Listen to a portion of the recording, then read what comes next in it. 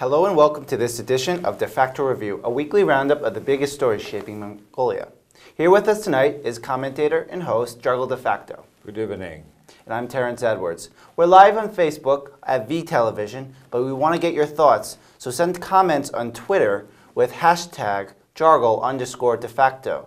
Okay, let's get rolling this week on the program. More troubles hit the ERDENET mine as it faces frozen bank accounts. Warlsuk government administration blinks at protests and outrage, canceling the progressive tax. Credit rater Moody's predicts 7% growth in 2021 as Mongol Bank announces 5-year high for the balance payment surplus. And competitors meet from around the country for the 2018 Ice Knucklebone Championships. Okay, let's get rolling with our first story of the evening. The ERDENET mine's foreign bank accounts have reportedly been frozen in an incident related to a $102 million loan where the large copper deposit was put up as collateral. Operations are ongoing at the mine for the moment, but it might face insolvency if it cannot access its funds, Icon.mn reported. The issue goes back to 2011 when the Prime Minister S. Bayer signed off on a $120 million US dollar loan to Just Group from South Africa's Standard Bank. The company went belly up in 2013, however, taking down one of Mongolia's largest banks and leaving Mongolia with a bill. The mine is concurrently wrapped in legal battles over ownership as the government has announced its intentions to nationalize the mine for private company Mongolian Copper Corp, despite a Supreme Court ruling last year that rebuffed a prior attempt to do so. So, Jargle, this entire story is based on unnamed sources, but it's been all over the media. What has the government exactly said about this issue, and can we trust the information coming out? Well, this information about, in particular, Mr. Prime Minister Bayer signed is not correct, not exact. That I have seen in other news sources also, but it had happened during his prime ministership. Actually, the letter was guaranteed by the loan of this Just Group from the Standard Bank from South Africa was granted by the guarantee by ERDENET Mining Corporation, that time CEO, etc. So the former Prime Minister S. Bayer might actually have never had anything to do with the...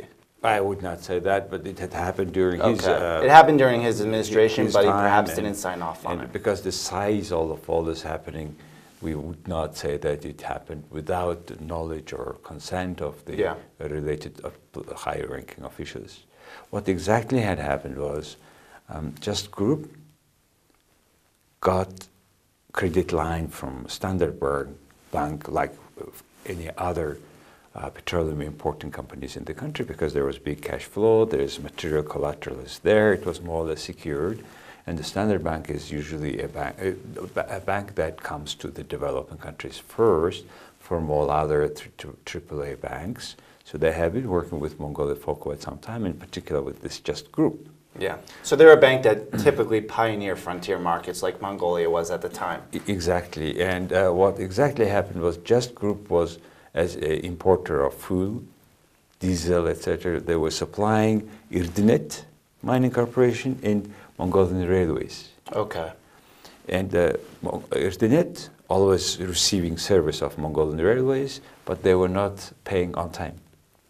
So they had some difficulty to pay, but then they just said, okay, whatever Mongolian Railway owns, our company will pay, and in exchange we will have a right to buy from you copper concentrate. So they got license to receive from. So this whole thing was working quite well for quite some time.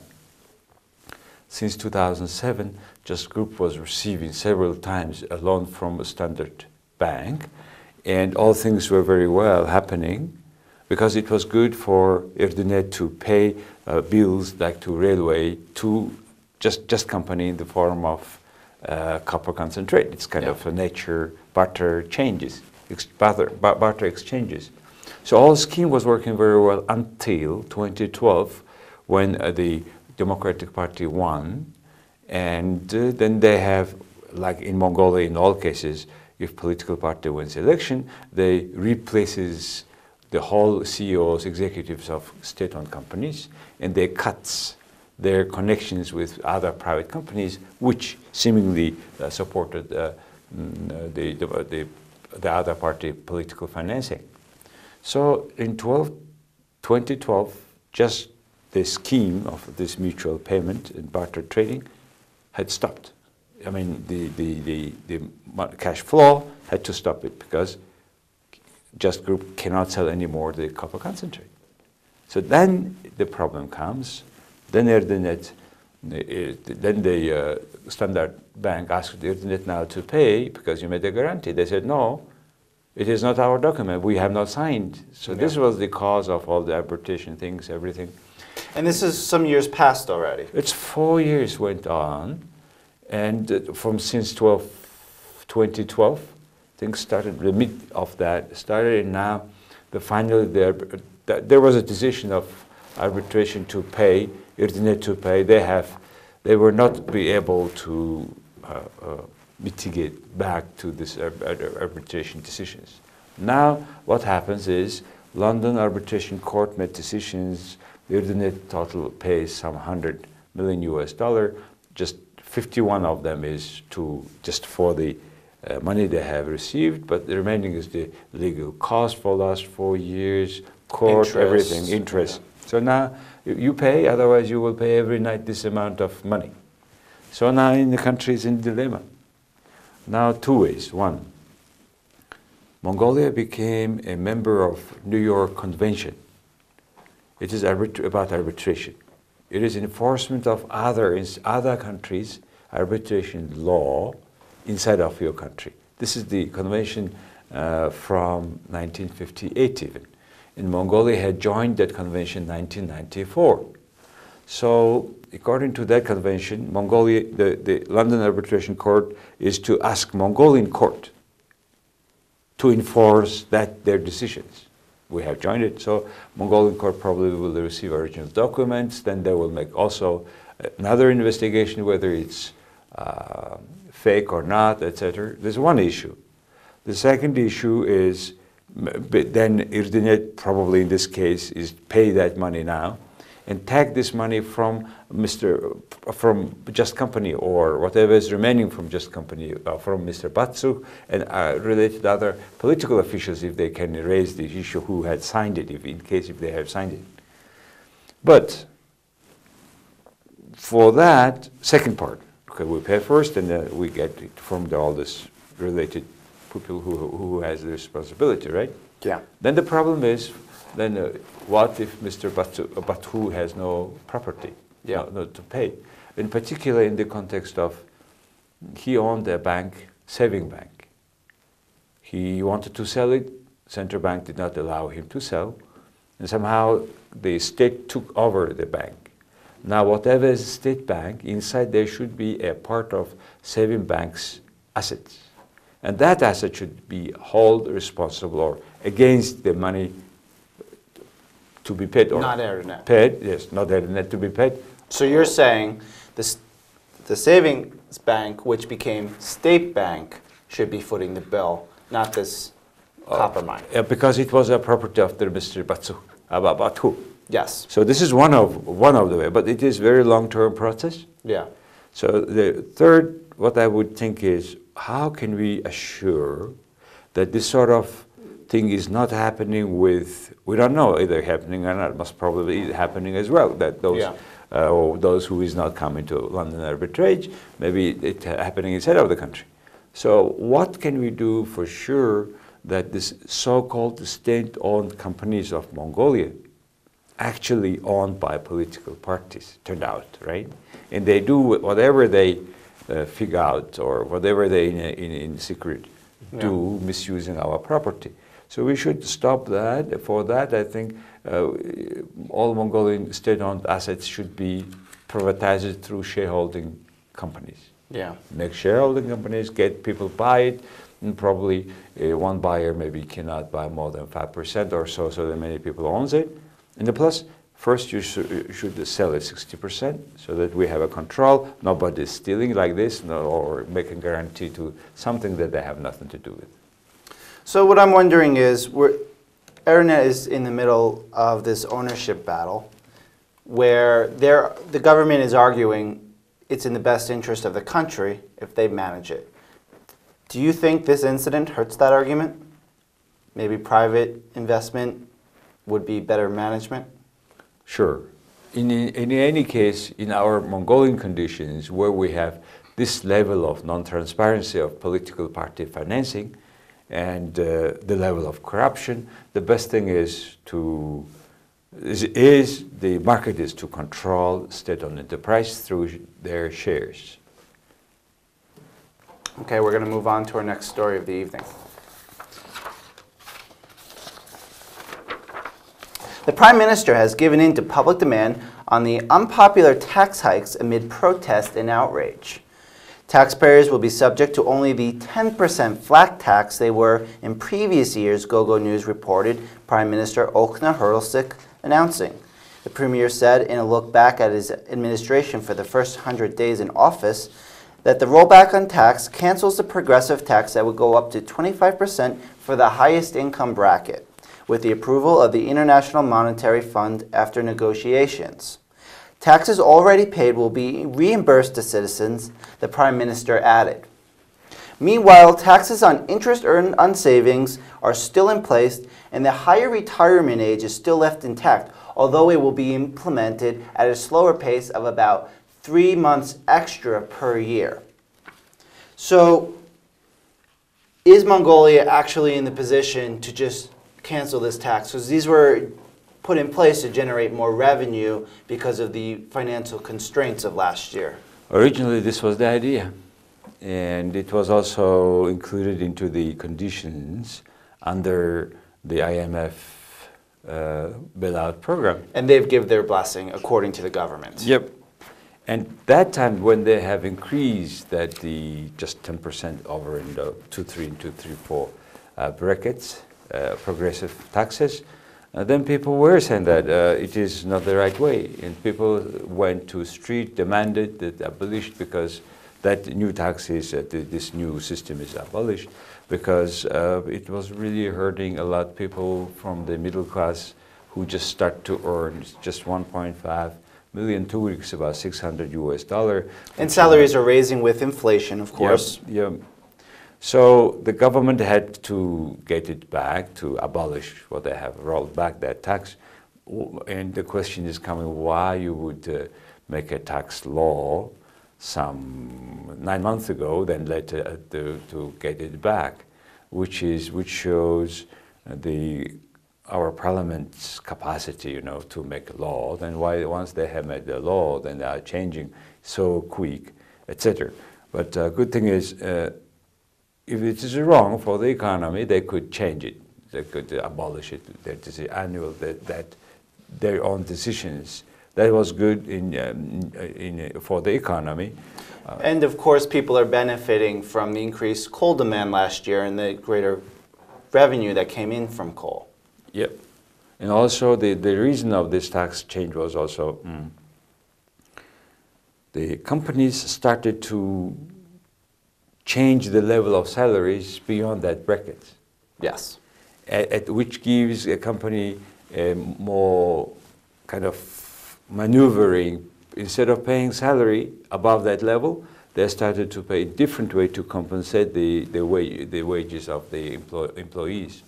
It would be in the form of covering certain costs, maybe borrowing some money, etc. So it's really companies footing the bill. And at the end, the expected revenue to tax, to the budget, was not that high on the other side. Plus, people demanded. They went to the street for demonstrating. So at the end, they have to abolish that law.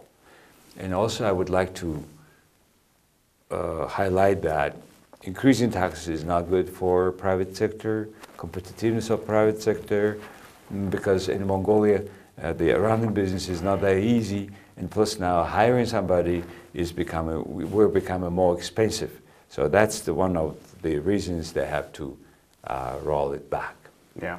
And those businesses will also have to still fit the bill with some of the greater import and excise taxes for their operations. These taxes keep staying there. Yeah. Probably it will be also hindering several other businesses. Yeah. But overall, in the economy, when the economy is in a crisis and the country is in a big foreign debt, the government, it is the increasing taxes not always best decisions. So, for taxpayers, it might be a small win, but the Democratic Party have not given up. They're still leading protests last week.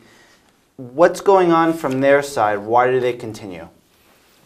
Democrats, well, it's kind of another political actions on their side. In particular, just before the new Lunar New Year, they want to draw attention of people to issues, a lot of economic issues we are now going through, on particular foreign debt, increasing of taxes, decreasing of the living standard, employment, increasing employment. But however, all this load on the back of people, the Democratic Party, they should share as well. It is not the only load they made. Yeah. The People's Party made. If you take, for the demonstration, people were coming with very heavy, this artificial, very big bag, etc. And it's written, taxed, all this. But out of at least half of this load should be should have a name of Democratic Party itself. So Mongolian, this is just another political actions. It's a free country. Let them do demonstration if they want. They're acting as an opposition party. Yep. So it's to be expected. Yes. However, the opposition role is not to, first of all, replace government, but it is to be contribute towards better decisions through meaning of discussions, through bringing the new things that the other party, ruling party, haven't seen. So I think it is a matter of increasing the parliamentarian culture of discussions also. So let them demonstrate. And I'm sure they will continue. For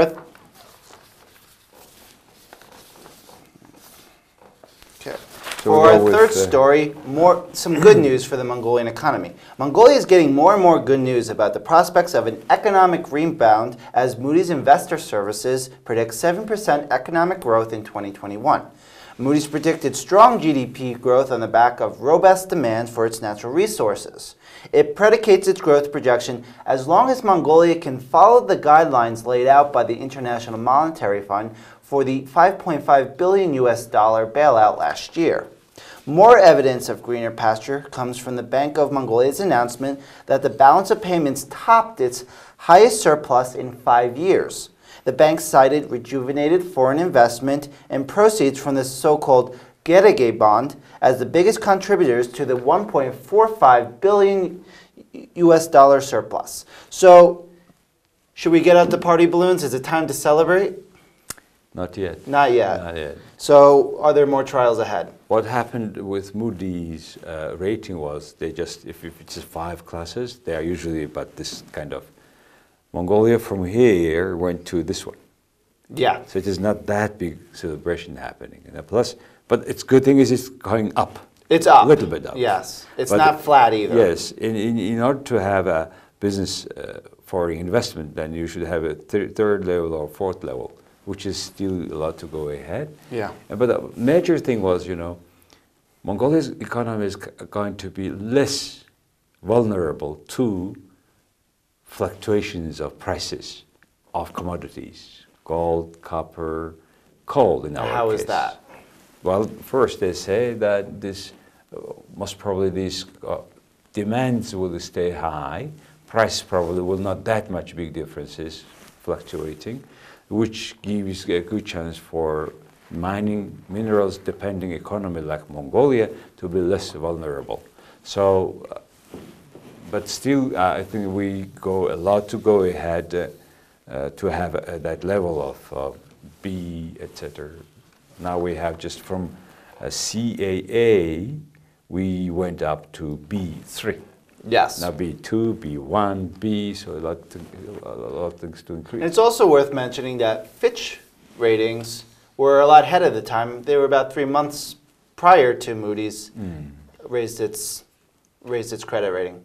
Standard & Poor's and Fitch both rate Mongolians at B-. Yeah. They keep staying at that level. And but it's one thing is they are how you are rated. Yeah. The other thing is really how much your economy is getting better. But the situation is not that getting better because now we pay all debt with new debt. Yeah. With longer term, higher interest rate logically. And so yeah. at which level we have to stop it? How to this rollover must be stopped. Because we are getting more and more foreign debt now at the level of 80% of our GDP. Yeah. So our bond rate, of course, from that perspective, long-term bond rates is still a question because now we need to be more competitive. We need to be less dependent on these commodity prices. Yeah. What does that mean? Is we have another kind of not mining exports increased. For that we need more competition. We need a free price, etc. And a lot of economic restructuring reform is to be made. But most importantly to me, first of all, the prices to be free, as prices are not only the best regulator. Free prices are not only the best regulator of the supply and demand, but also it's the best information on how to and the way to and with which profit level you do business. Yeah. And definitely, you know, you can throw these numbers out there and say the economy is improving, but our audience will have their own opinions and they'll want to look at employment and wage increases, and these are still slower to come. Exactly. So there's definitely some time for growth still. And the 7% is 2021, so that's some years away. But what I want to ask you is, so the government has a surplus now, the highest in 5 years. It's got a moment of success, a little bit of achievement. How can they best use this? Well, it's a good term of less pressure on the budget. And meanwhile, government has to cut all other extra expenses to make sure that the deficit is less, so that we are living within this capacity what we have, and giving more opportunity and chances for private sector to do the jobs. And also, it's a good time also to make a lot loss-run state-owned companies into private hands through making shareholding companies, through selling majority of sales of state-owned companies to the open market, maybe up to 60%, so that the private sector makes more has a full right to make decisions, and the state initially owns only 40%, later maybe sell another 20%. And there's a lot of benefits from that. If they decide to privatize on the MSC, that's a big injection of cash for the local boards. And but the government's been making these promises for a long time, and they drag their feet. Most importantly, it is also, we will have a less waste, less corruption, less manipulation of private sector, private companies, in a secret deal with the state-owned companies under the supervision or support by the rulers, ruling party decision makers. The sort of corruptions we have talked about, the first case about the ERDENET, arbitration case. So private sector will have more chances for the economy to thrive, and the government is to pay slowly their foreign debt, and they should have a chance to keep borrowing more to keep paying for all debts. Yeah. That's the issue. So do you think this economic rebound is going to be passed on to the society very soon? Yeah, it depends on a lot. You know, this country's economic crisis has a lot of background from political crisis, political governance, which usually starts from a corruption inside of the two ruling political parties. They don't disclose true financing of their political parties, campaign financing, and yet they keep receiving also money from budget, and we don't know yet what they are doing with their budget money. So etc. They receive also from donations, which is also a big secret, and they're from also budget, and we don't know how they are spending this money for money they got from our budget. So without disclosure of political parties' financing, and political parties cannot run independently the economy in the country. Okay. For our last story of the evening, this one's a bit icy. A championship tournament for a lesser-known Mongolian winter game known as Ice Knucklebones was held this weekend. Over 200 competitors from around the country competed by shooting tiny sheep bones across 60-meter sheets of ice to hit tiny targets. Lots of tinies. And they do. Yes. Other activities held during the competition include ice archery, ice wall climbing, figure skating, and even ice chess. So this is something a little bit less known, I think, to our audience. So can you just kind of give us a general idea of what this game is all about? Well, this goes for several years now, and in different lakes or rivers in different IMAX every year. So they promote the culture. They also attract more foreign tourists in the wintertime. And also because it is not just only just the competition. It's about the presentation of their national clothes, from different IMAX, and they are different. Mongolia is consisting of many kind of tribes with different culture, background, but altogether we are Mongolians. Yeah. And then with the specific own color. It's quite interesting, I think. And plus this truly competition because, as you said, that long, on the eyes, you just use this finger. Yeah, it's hard to even spot things. Exactly. So they have a particular thing, you know, like this and here, another kind of line here, and you see the bone, there is a sheep knuckles away very far, but the one you use it, ivory cost kind of small bones, other bones, which goes very clearly for more distance. I remember my father was doing that when I was a child. When I was a child. So you have some good history with the game yourself then? I tried, and it's very fast.